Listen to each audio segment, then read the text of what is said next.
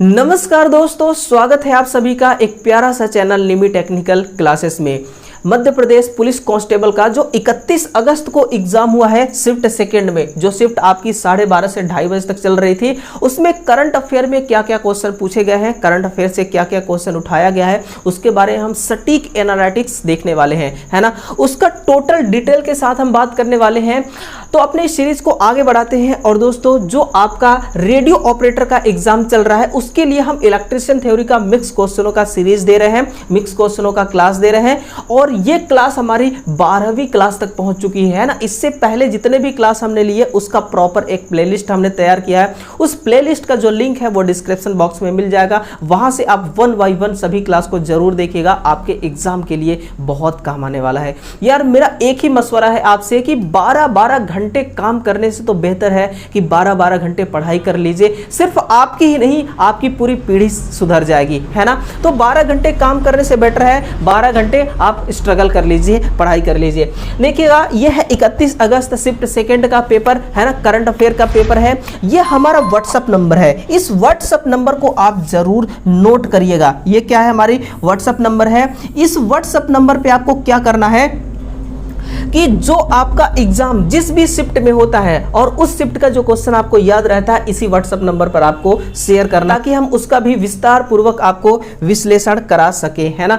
आगे बढ़ते हैं और आज का हमारा जो पहला क्वेश्चन है उस पहले क्वेश्चन की ओर हम ध्यान देते हैं ना। पहला जो क्वेश्चन है, क्या पहला क्वेश्चन आपसे पूछा गया था कि नागालैंड में, है ना, नागालैंड में जो रगमा नृत्य किस जनजाति का नृत्य है। पहला ही क्वेश्चन है कि नागालैंड में रगमा नृत्य किस जनजाति का नृत्य है। नागा जनजाति का, वही जनजाति जो हुला लाला करते हैं, है ना।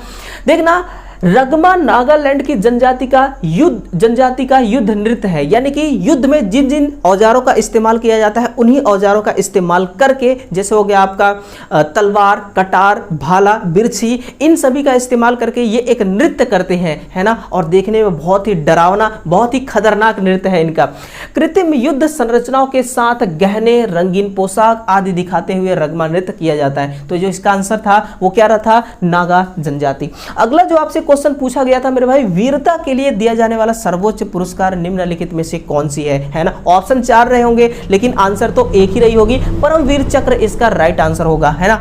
देखिए, यह दुश्मनों की उपस्थिति में सर्वोच्च वीरता दर्शाने के लिए भारत के सभी सैन्य शाखाओं के अधिकारियों और अन्य सूचीबद्ध कर्मचारियों के लिए सर्वोच्च पुरस्कार है ना। यह पुरस्कार मरणोपरांत दिया जाता है। और देखना मेरे भाई, यहां पर कुछ और लिखा है, परम का मतलब संस्कृत में परम ही होता है ना। वीर का मतलब बहादुर होता है और चक्र का मतलब क्या होता है, अर्थ का पहिया, सॉरी, चक्र का अर्थ क्या होता है, पहिया होता है। तो जो भी क्वेश्चन थे ना, इस क्वेश्चन का पीडीएफ आपको मिल जाएगा। इसका आपको पीडीएफ मिलेगा टेलीग्राम चैनल पर, डिस्क्रिप्शन बॉक्स में उसका लिंक दिया गया है, वहां से आप ज्वाइन कर सकते हैं। भारत के सबसे पहले गृह मंत्री कौन थे, आज के टाइम पे कौन है, 2023 का कौन है, तो ये अमित शाह जी हैं, है ना। और देखना, ये सरदार वल्लभ भाई पटेल उस टाइम के थे, है ना। उस टाइम के कौन थे, सरदार वल्लभ भाई पटेल। इन्होंने 562 स्वतंत्र राज्यों को एक लोकतांत्रिक स्वशासी भारत के साथ एकीकृत करने का कार्य संभाला, है ना। आजकल के तो जो है गृह मंत्री ये न जाने क्या करते हैं, लेकिन सरदार वल्लभ भाई पटेल जी हैं, इनका मतलब कि कारनामा देखिए कितना अच्छा इन्होंने काम किया। भारत की सबसे पहली गृह मंत्री महिला जो थी वो श्रीमती गांधी थी। इन्होंने 1970 से 1973 तक गृह मंत्रालय और जून 1972 से 1977 तक अंतरिक्ष मंत्रालय का प्रभार इन्होंने संभाला, है ना। 2023 के गृह मंत्री कौन है, अमित शाह जी हैं। और वर्तमान में भारत के खेल मंत्री कौन है, तो यह है अनुराग ठाकुर। और भारत का पहला रक्षा मंत्री कौन थे, तो वो बलदेव सिंह थे। कौन थे, वो बलदेव सिंह थे, है ना। तो ये सारी बातें याद रखना। देखना मेरे भाई, क्वेश्चन जो है ना, हर शिफ्ट का क्वेश्चन लपेटी जा रही है अगले शिफ्ट में, यानी कि जो क्वेश्चन इस शिफ्ट में पूछा गया है उसका 5% क्वेश्चन डायरेक्ट रिपीटेड हो रहे हैं, है ना। इस चीज को भी आप नहीं बोलना। सिंधु घाटी सभ्यता में किसकी पूजा की जाती है, यह क्वेश्चन आपसे पूछा गया था। यदि आपने पढ़ा होगा तो शिव पशुपति आंसर जरूर क्लिक किया होगा। मुख्य पुरुष देवता पशुपति थे, है ना, जिन्हें मोहरों में दर्शाया गया था। और वह 4 जानवरों से घिरा हुआ है, जो कि एक बाघ, एक गैंडा, एक हाथी, एक भैंस और उनके पैरों पर 2 हिरण दिखाई देते हैं। सिंधु घाटी के लोग पीपल के वृक्ष की, एक पवित्र वृक्ष की पूजा करते हैं, है ना। और हमारे यहाँ भी वृक्ष की पूजा की जाती है। है ना, पीपल के वृक्ष की। पशुपति मुहर मोहनजोदाड़ो स्तर पर खुदाई की गई थी, है ना। यह स्ट्रीटाइट से बना हुआ है, यह लगभग 2500 ईसा पूर्व के लिए दिनांकित है ना। ये सारी चीजें याद रखना, इसमें से कोई भी ऑप्शन को लेकर के क्वेश्चन बन सकता है ना। आगे देखना, अगला क्वेश्चन जो आपसे पूछा गया था वो था विश्व में पहली बार जनगणना कब हुई थी? तो यह हुई थी 6000 साल पूर्व बेबीलोन में। कहाँ पर? 6000 साल पूर्व बेबीलोन में ये विश्व की पहली जनगणना हुई थी। और इस जनगणना में देखिए सब्जी कितना होता था, दूध कितना होता रहा, मक्खन की मात्रा कितना था, है ना, इन सभी का मूल्यांकन किया था, आकलन किया गया था, है ना। इसमें इंसान और मवेशियों की भी गिनती की गई थी, है ना। तो एक प्रकार का ऐसा जनगणना था जो 6000 साल पहले ही बेबीलोन में किया गया था। दूध, दही, मक्खन, दुनिया भर की चीजें क्या क्या हो रही हैं, है ना, किसकी कितनी मात्रा है, कितना परसेंटेज है, इस सब का क्या हुआ था? जनगणना हुआ था। जो अगला क्वेश्चन आपसे पूछा गया था वो था निम्नलिखित में से कौन सा बंदरगाह? अब देखना 29 तारीख वाली जो आपकी शिफ्ट थी, थर्ड शिफ्ट, उसमें भी बंदरगाह से रिलेटेड 2 क्वेश्चन पूछे गए थे और इसमें भी देखिए बंदरगाह से रिलेटेड एक क्वेश्चन आ गया ना। इसीलिए मैं कह रहा हूं आपसे कि आप जरूर जो हम एनालाइज दे रहे हैं आपको, इस एनालाइज को सटीक जो एनालाइज मिल रहा है आपको, ध्यान से इसको सुनिए, ध्यान से आपको देखना है ना। इसका आंसर क्या हो जाएगा? आंसर होगा आपका विशाखापट्टनम। यह आंध्र प्रदेश का एकमात्र प्रमुख बंदरगाह है ना। भारत का यह तीसरा सबसे बड़ा सरकारी स्वामित्व बंदरगाह है। इस बंदरगाह का अंतरिक्ष क्षेत्र उत्तर पूर्वी आंध्र प्रदेश, छत्तीसगढ़, दक्षिण उड़ीसा तक फैला हुआ है ना। ये इसका टोटल एरिया है और ये एक ऐसा बंदरगाह है जहां पर क्या क्या मिलता है आपको? लौह अयस्क, मैग्नीज अयस्क, इस्पात उत्पाद, सामान्य कार्गो, कोयला और कच्चा तेल इसी बंदरगाह से क्या होता है?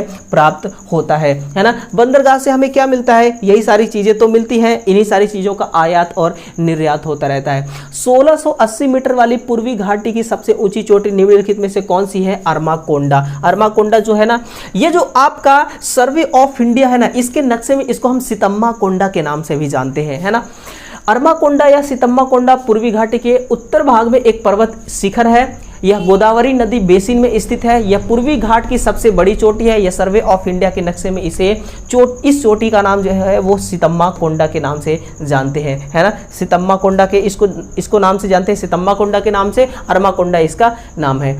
श्रीलंका में स्वतंत्रता दिवस कब मनाई जाती है? 4 फरवरी को मनाई जाती है ना। 1947 में हमारा देश स्वतंत्र हुआ था, लेकिन जो श्रीलंका है वो 1948 में स्वतंत्र हुआ, है ना।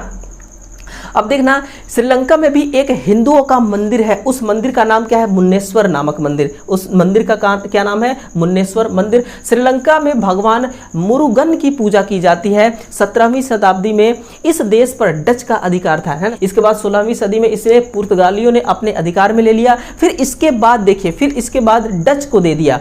फिर इसके बाद किसको? डच का अधिकार था। 17वीं सदी में इस देश पर डच का अधिकार था। इसके बाद इस डच ने अंग्रेजों को दे दिया, है ना। डच ने किसको दे दिया? अंग्रेजों को दे दिया। यानी कि जो देश है ना, इसको इन्होंने खिलवाड़ बना के रख दिया था, है ना। कभी इसका अधिकार तो कभी उसका अधिकार। महात्मा गांधी जी को केसर ए उपाधि कब दी गई थी? तो ये दिया गया था 1915 में। और केसर दी उपाधि कब दी जाती है? जब आप लोक सेवा करेंगे, है ना। अफ्रीका में 1915 में दक्षिण अफ्रीका में एम्बुलेंस सेवाओं के उनके योगदान के लिए पेंसुस्ट के लॉर्ड हार्डिंग द्वारा कैसर ए हिंद पुरस्कार से सम्मानित इनको किया गया था, है ना। कैसर ए हिंद का उपनाम क्या है जिसको दिया गया था? यानी किसको मिला था? महात्मा गांधी जी को। तो यही है इनका उपनाम। कैसर ए हिंद का शाब्दिक अर्थ होता है भारत का सम्राट। इस पुरस्कार की स्थापना जो है 10 अप्रैल 1900 में किया गया था, है ना। तो 10 अप्रैल को इनका इस पुरस्कार का जो है वो इस्टेब्लिशमेंट की गई थी। और सबसे पहले किसको मिला था? 1915 में महात्मा गांधी जी को। विश्व जनसंख्या दिवस कब मनाई जाती है? देखना, विश्व जनसंख्या दिवस 11 जुलाई को इसलिए मनाई जाती है क्योंकि 11 जुलाई, है ना, सन 1987 को विश्व की जनसंख्या 5 बिलियन तक हो गई थी, है ना। इसीलिए हम इसको इसलिए मनाते हैं, हम लोगों को जागृत करते हैं कि भाई हम दो और हमारे दो। लेकिन उस टाइम पे ऐसे नहीं हुआ करता था। उस टाइम पे तो हम दो लेकिन हमारे एक टीम भी तैयार हो जाए ना तो भी कोई परवाह नहीं। तो विश्व जनसंख्या दिवस वो प्रतिवर्ष 11 जुलाई को मनाया जाता है। इसका एक ही उद्देश्य होता है जनसंख्या को लेकर के कि जनसंख्या संबंधित समस्याओं पर वैश्विक चेतना जागृत करना, है ना। और 1987 को विश्व की जनसंख्या 5 बिलियन हो गई थी। इसीलिए इसीलिए क्या कहते हैं, हम 11 जुलाई को हम मनाते हैं। 15 जुलाई को विश्व युवा कौशल दिवस मनाई जाती है और 9 जुलाई को क्या मनाई जाती है, राष्ट्रीय विद्यार्थी दिवस। आप एक स्टूडेंट हैं तो ये चीज़ आपको बहुत अच्छी तरह से मालूम होना चाहिए, है ना। नेक्स्ट क्वेश्चन जो पूछा गया था कि 20वीं पशुधन जनगणना का कब आयोजित की गई थी, ये 2019 में आयोजित की गई थी, लेकिन अब की बात 2024 में आयोजित की जाएगी। 20वीं जनगणना के अनुसार 2019 में देश में कुल मवेशियों की संख्या 192.49 मिलियन थी, जो कि पिछली जनगणना की तुलना में 0.8% अधिक थी, है ना। और 21वीं पशुधन जनसंख्या 2024 में आयोजित की जाएगी। पशुओं की संख्या की दृष्टि में भारत का स्थान जो है वो विश्व में पहला है, क्योंकि अपने भारत देश में जो पशु है ना बहुत ज़्यादा होते हैं, है ना, बहुत ज़्यादा हैं। 14% देखिए गाय और बैल है, 57% जो है वो भैंस पाई जाती हैं। अपने इंडिया में 14% गाय बैल है और 57% क्या है वो भैंस पाई जाती है। हर किसी के घर में भैंस है ना।